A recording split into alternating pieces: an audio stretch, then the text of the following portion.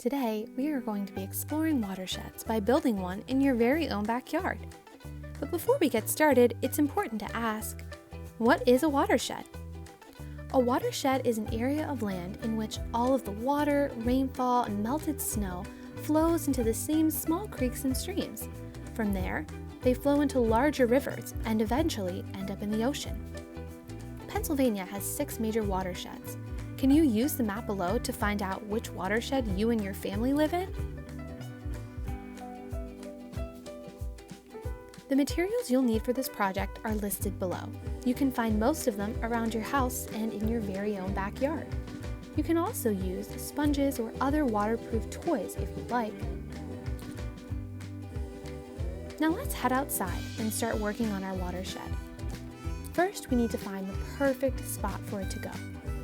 Since watersheds usually have boundaries, we're going to start by setting the boundary of our watershed. You can do this using a piece of string, rope, or sticks. Make sure you give yourself enough room to work in.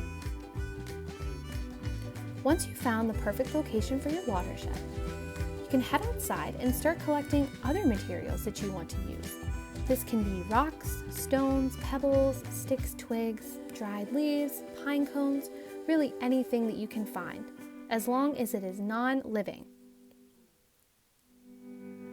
Next, we're going to use our natural materials to start building a unique landscape in our watershed. You can use the rocks to represent mountains or hills. The sticks might represent roads or bridges or streams. Get creative. Use these natural materials however you'd like to build a unique watershed of your own. Take a minute to reflect on the landscape that you've created. What does it look like? What do you notice about it? Once you're ready, you can start to slowly add water to your new watershed. Where is the water going? Does it flow downhill? Is it pooling up or overflowing anywhere? Is it soaking into the ground at all? How might this water affect the plants and trees and animals that live in the watershed that you have just created?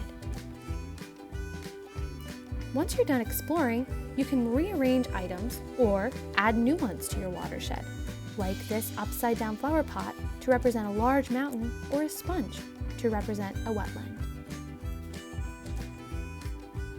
Now we're going to add some more water and see if anything has changed within our watershed. Have they? Is the water still soaking up or running downhill? Is it pooling anywhere?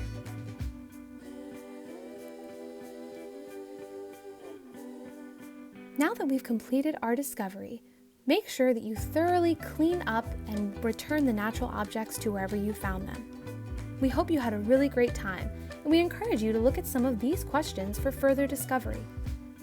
Thanks for hanging out with us and learning a little bit more about watersheds. Happy exploring!